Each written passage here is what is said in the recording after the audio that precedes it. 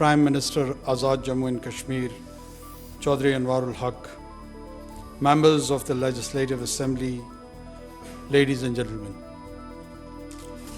I am the first ever caretaker Prime Minister of Pakistan who has been invited to address this august House. Thank you very much for this singular honor.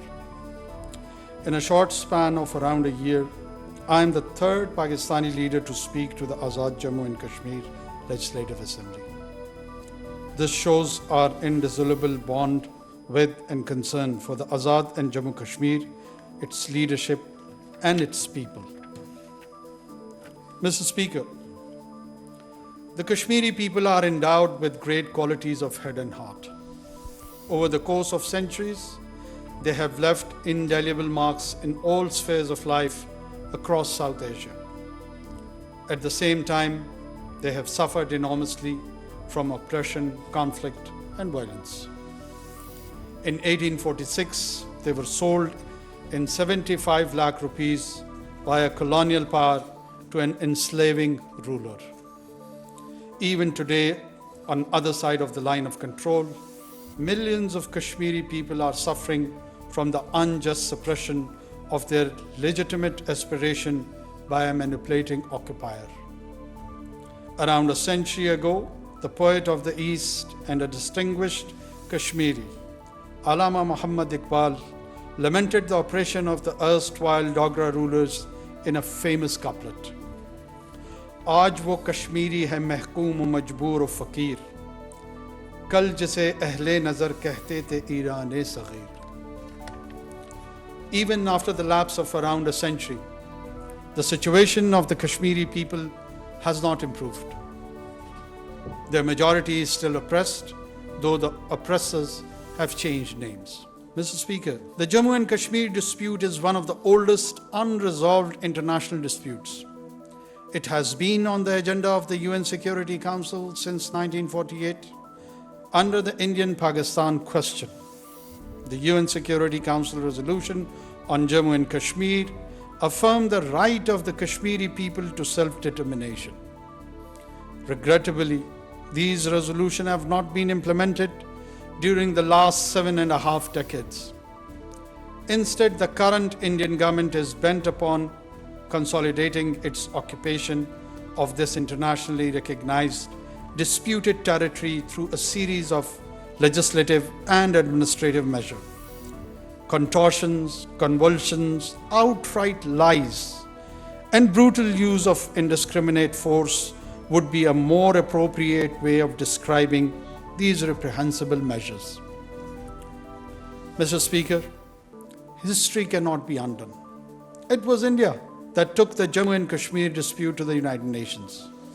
One of India's founding fathers and its first Prime Minister, Pandit Jawaharlal Nehru, is on record to assure the Kashmiri people multiple times of a plebiscite to determine their free will. In his letter of 21st November 1947, addressed to the Prime Minister of Pakistan, he categorically stated that Kashmiris should decide the question of accession by plebiscite or referendum under international auspices such as those of the United Nations. The subsequent Indian governments also acknowledged Jammu and Kashmir as a dispute. How can India's current leadership renege from these promises now? India must honor its long-standing and solemn commitment to the United Nations, to Pakistan, and above all, to the Kashmiri people. Regarding the plebiscite, the commitments under UN Security Council resolutions are sacrosanct and not affected by the limitations of time or space. Mr. Speaker, today I stand before you to reaffirm Pakistan's unwavering commitment to the Kashmiri people at this critical moment in the history of their struggle against foreign subjugation in their legitimate and freely chosen legislature. I'm here to express solidarity with them in the wake of a grave injustice. 3 days ago, in a decision that was politically motivated rather than grounded in law, the Supreme Court of India validated the Indian government's illegal and unilateral measures of 5th August 2019. This unjust verdict was delivered by the apex court of the world's so-called largest democracy. In fact, the title of the world's largest democracy is a misnomer. Instead, India should be called the world's largest hypocrisy, where hollow slogans of secularism, democracy, and diversity are raised to cover up caste-based societal operation, systematic intimidation and marginalization of minorities, state-sponsored killings and terrorism, and illegal occupation of people and territory. Ironically, the self-proclaimed largest democracy of the world is afraid of granting the democratic right of a plebiscite to ascertain the will of the Kashmiri people. Mr. Speaker, India's unilateral and illegal measure of 5th August 2019 and a series of subsequent steps have been aimed at changing the demographic structure and political landscape of the Indian illegal occupied Jammu and Kashmir. These measures constitute a flagrant violation of international law as well as the UN Security Council resolutions on Jammu and Kashmir. They remain a matter of grave concern as their ultimate goal is to convert the Kashmiris into a disempowered community in their own land. Deplorably, India's Supreme Court has endorsed these steps.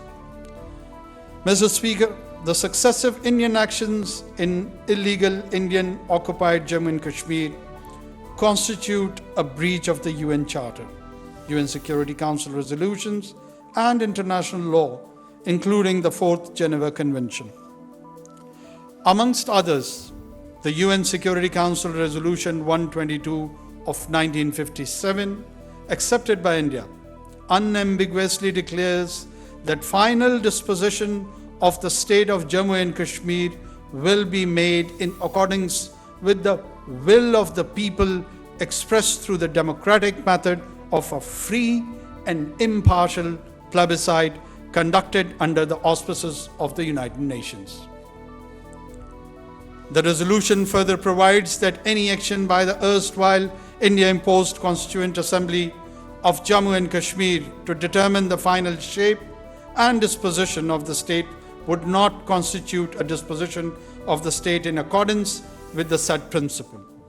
The Indian government's actions of 5th August 2019, endorsed by its Supreme Court, are in a clear violation of these provisions. Evidently, India's administrative, political, and legal measures, including a series of sham elections, Article 370 of its constitution, abolition of this article in 2019, and now the Indian Supreme Court's verdict, are mere tools to consolidate its occupation. Domestic legislation and judicial verdicts cannot absolve India of its international obligations under the UN Security Council resolutions. In the eyes of international law, any process subservient to the Indian Constitution cannot be invoked to determine the final status of Jammu and Kashmir. On the one hand, India has a grandiose vision of its place in the Committee of Nations. On the other, it implements a grotesque plot to subjugate foreign people and territories. It wishes to become a permanent member of the UN Security Council. However, its leadership takes pride in trampling upon international law and the UN Security Council resolutions. These contradictions, reinforced by the ideology of Hindutva, should serve as an eye-opener for the international community. Mr. Speaker, it is an established fact that Jammu and Kashmir is an international dispute.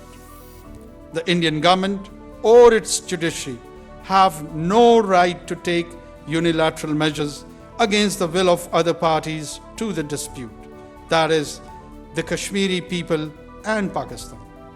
Now, verdict of any Indian court can stifle the aspirations of the Kashmir people. They had rejected India's illegal occupation in 1947. They also reject the actions of 5th August 2019. The judgment is politically motivated. This legal manipulation is an old tool in the hands of occupying powers, aimed at creating ground realities, feigning hatred for popular support, and finally seeking legal validation through puppet courts. We and the Kashmiri people reject all this. Mr. Speaker, today in occupied Jammu and Kashmir, fear reigns, lives are extinguished, and rights are trampled upon with impunity. We condemn the consistent and premeditated assault on the demography of the Kashmiri people, the integrity of their land, and repeated attempts to rob them of their unique religious and cultural identity. Mr. Speaker, a Hindutva-driven leadership is bent upon devastating communities and perpetuating subjugation and occupation of Jammu and Kashmir. They are targeting defenseless Kashmiri men, women, and children. The dream of breaking the will of the brave Kashmiri people, like many colonial rulers and radical occupiers throughout history. They are mistaken. The Kashmiris refuse to be enslaved. They have inscribed the crimson history of their resistance with their blood. Let me at this juncture pay homage to the early martyrs of the Kashmiri struggle, the tens of thousands valiant souls of Jammu. Their massacre in 1947 inspires our strong resolve in Pakistan to stand by our brethren in their just struggle. Mr. Speaker, during the last 34 years, more than 96,000 Kashmiris have been killed. Thousands of women have been subjugated to molestation and harassment. Pellet guns have been used as a weapon of mass blinding. Thousands of others have fallen victim to enforced disappearances. All these brutalities must end. The international community must hold the perpetrators of these excesses to account. These human rights abuses are well documented by a number of international bodies, including through 2 reports of the Office of the UN High Commissioner for Human Rights issued in 2018 and 19. Today I ask the world, when will its collective conscience awaken? For how long will the people of Kashmir continue to make sacrifices? For how long will their voices be muzzled? For how long will their leaders remain arbitrarily detained? And for how long will they continue to suffer torture and extrajudicial executions? This state-sponsored terrorism must come to an end. Earlier this year, the office of All Parties Hurriyat Conference in Srinagar was sealed. But can that flame in the hearts of Kashmiris be extinguished by confiscation or destruction of the structures of brick and mortar? The Indian authorities snatched the dead body of Sayyid Ali Gailani and did not allow his family to attend his funeral. Why were they afraid of a dead man? This brave man stood as tall as the Himalayas against the cruelty of Indian occupation. He lives in the heart of Kashmiris and continues to inspire their dream of freedom. A few months ago, the Indian authorities have sought the death penalty for Mr. Yasin Malik. Despite frail health, he continues to be dragged through sham trials and sentenced in politically motivated cases. Why does India want to stage his judicial murder? Mr. Speaker, notwithstanding widespread human rights abuses, India has failed miserably to dampen the spirit of Kashmiri people. Generations after generations, their longing for freedom is as alive as it was 7.5 decades ago. I wish to remind the Indian leaders that unilateral steps in Jammu and Kashmir can neither accord legitimacy to their occupation nor suppress the true sentiments of the Kashmiri people. We are not begging. میں بڑھ کے نہیں مار رہا. کیا ہوا اگر ہم پہ تھوڑی سی کمزوری طاری ہوئی ہے؟ میں پشتون ہوں. میں نے لوگوں کو زخمی حالت میں لڑتے ہوئے دیکھا. جن میں حمیت اور غیرت ہوتی ہے وہ موت کے قریب بھی لڑ رہے ہوتے ہیں. وہ لڑنا نہیں ترک کرتے کہ کیوں میں مرنے جا رہا ہوں.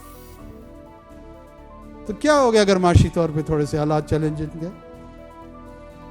یہ ان تمام جو نقاد ہیں ہمارے، یہ ان کے لیے بھی واضح پیغام ہے کہ پاکستان اپنے کور انٹرسٹ سے کبھی پیچھے نہیں ہٹے گا. پاکستان سے رشتہ کیا؟ لا الہ الا اللہ. اس میں سب سے پہلے انکار ہے.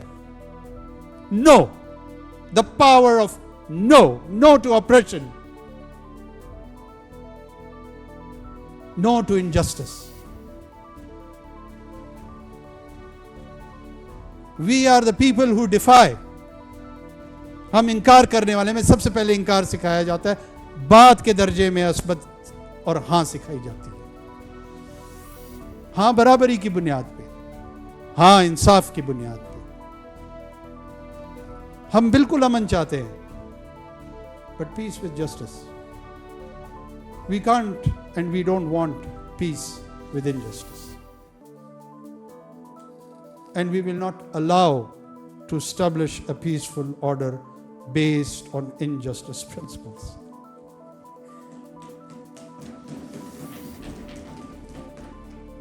ہماری بھی نظر ہے چھتیس گڑھ سے لے کر آسام تک. ہم بھی ان نعروں پہ اور ان جو ہندوتوا کے آئیڈیالوگس کے ویوز ہیں کہ پہلے کسائی پھر عیسائی، جو کچھ گوا میں ہوتا ہے عیسائی دنیا کو اس پہ نظر رکھنی چاہیے، آواز اٹھانی چاہیے. جس انداز میں را کی بیلیجرنس ویسٹرن ایمسفیئر کی طرف جا رہی ہے، یہ ویسٹرن سویلائزیشن کے لیے ایک ویک اپ کال ہے. جاگتے ان کی مرضی، نہیں جاگتے ان کی مرضی. ہم نے تو اس نازی فیشسٹ سوچ کا مقابلہ کیا ہے 7 دہائیوں سے.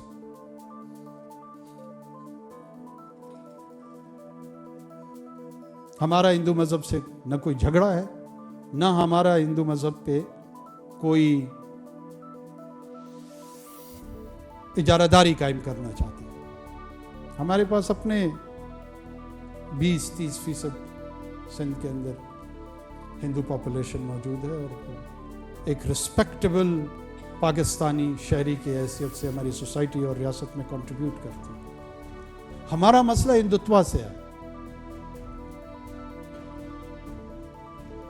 اور اس خطے کی جنگ انشاءاللہ پاکستان لڑے گا. یہ چھوٹی اقوام کی لڑائی ہے، یہ مختلف ادیان کی لڑائی ہے، یہ ڈائیورسفائیڈ گروپس کی لڑائی ہے. یہ مونوسٹک کلچرل ہیجمنی جو ساؤتھ ایشیا میں چاہتے ہیں خواب ہے. آر ایس ایس کی صبح کی پی ٹی سے یہ خواب پورے نہیں ہوں گے. جتنی فزیکل ٹریننگز کرنی ہے کر لیں. اس کے لیے روحانی تربیت چاہیے ہوتی ہے، اس کے لیے حقیقت کے بنیاد پہ اقدار چاہیے ہوتی ہے، ایتھوس ویلیوز چاہیے ہوتی ہے، وہ ڈھونڈے.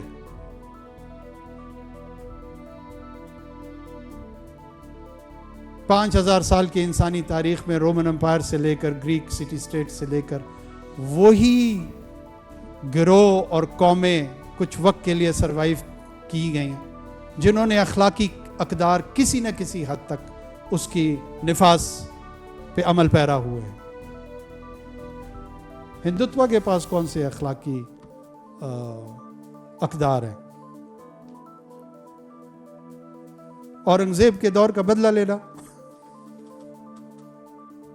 بابر کو دشمن سمجھنا، مندر کرنے کی اٹیمپٹ کرنا، عیسائیت کو दुश्मन दोम गर्दानना, ये रिएक्शंस हैं, ये रिफॉर्म नहीं है। आप रिएक्शनरी हो सकते हैं, गुस्सा आपके अंदर हो सकता है, लेकिन वो शॉर्ट लिव्ड होता है, उसकी बड़ी कम जिंदगी होती है। कश्मीरियों की 200 साल की जद्दोजहद की तारीख है। 200 साल से इस खिते के लोग लगे हुए हैं कि किसी न किसी शक्ल में रेजिस्टेंस का सामना किया जाए, रेजिस्टेंस के ज़रिए उसका ऑक्यूपेशन का सामना किया जाए। इसमें कोई शक नहीं है, ऑक्यूपायर की शक्ल बदलती रही है, लेकिन कश्मीरियों की सेंस ऑफ रेजिस्टेंस की कंटिन्यूएशन रही है। ये एक बाहया और बाहमियत कौम है। इसकी रफ्तार कहीं कम हुई है, कहीं तेज हुई है, लेकिन तर्क इसने कभी नहीं की है, और न इंशाल्लाह इसको हम करने देंगे। जिसके जहन में ये है कि पाकिस्तान में पता नहीं कौन सी कोई गुफ्तगू नहीं चल रही है, गुफ्तगू एक है, यकसू है। तकमील पाकिस्तान, जब तक कश्मीर का इशू रिजॉल्व नहीं होगा, तकमील पाकिस्तान हो ही नहीं सकता। तख्लीक पाकिस्तान हो चुका है, तख्लीक पाकिस्तान हुआ है, 7 दिहाइयां उसको गुजरी हुई हैं, तकमील पाकिस्तान होने जा रहा है।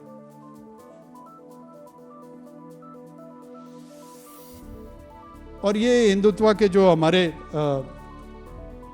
हमसाए हैं, इंडियन यूनियन कभी भी as a political entity, singular entity तारीख में नहीं रहा। 2000 साल पहले अशोका के दौर में उसने अटेम्प्ट की और इन प्रिंसिपैलिटीज को यकजा करने की कोशिश की, और यूं ही अशोका का इंतकाल हुआ, उसके बाद फिर ये छोटी छोटी प्रिंसिपैलिटीज में तकसीम हुआ।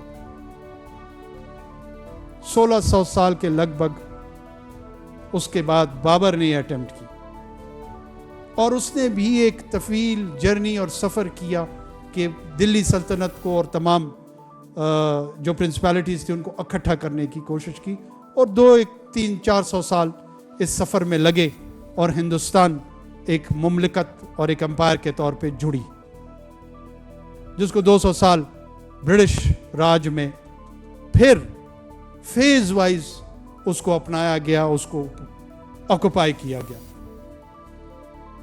और 1947 में फिर वो डिसइंटीग्रेट होकर 3-4 खितों में फिर तकसीम हो गई। ये कभी भी पॉलिटिकल यूनियन नहीं रही है। कौन सा अखंड भारत, कहां का अखंड भारत? भारत तो थोड़ा बहुत ये जो हिंदी बेल्ट है, बस यही भारत है। अगर इनको बहुत ज्यादा शौक है वो दे देते हैं, बस वही काफी है, इनके लिए मैनेजमेंट भी बेहतर होगी।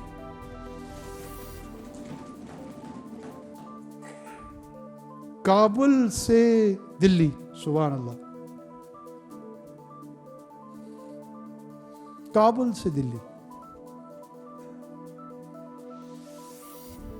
ये ओवर एम्बिशियस प्लान्स हैं, और जाली दानिश्वरों से मेरी गुजारिश होगी कि हमें ना डराया करें। पाकिस्तान जितना भी कमजोर हो, इतना गया गुजरा नहीं है कि हिंदुस्तान के सामने सरेंडर करे।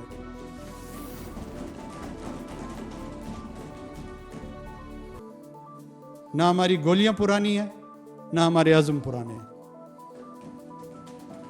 हम अपनी गोलियां खुद बनाते हैं, हम अपने अज़म की आबियारी भी खुद करते हैं,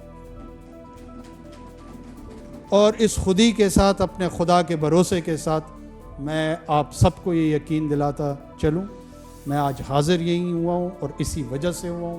पाकिस्तान की चाहे फौजी क़यादत है, पाकिस्तान की चाहे सियासी क़यादत है, पाकिस्तान की इंटेलिजेंशिया है, कोई भी ऐसा फ़र्द जिसका असर पॉलिसी मेकिंग में है, उसके जहन में कोई कंफ्यूजन नहीं है।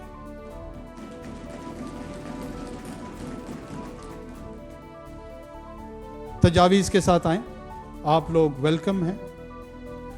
मैं खुद भी चंद तजावीज़ ज़रूर आपके सामने पेश करूँगा। آپ کی مشاورت سے چلیں گے، اپنا مشورہ دیں گے، اس لیے دیں گے کہ یہ نہیں کہ آپ کا، یہ ہم سب کا مشترکہ مسئلہ ہے۔ کون سی بے اعتباری، کہاں کی بے اعتباری، کس نے کی؟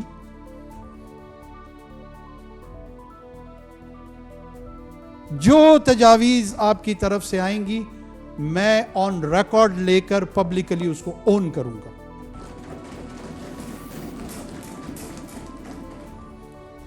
40 لاکھ لے کر آتے ہیں، 4 لاکھ لے کر آتے ہیں، ان کا ڈیٹا کلیکٹ کروائیں،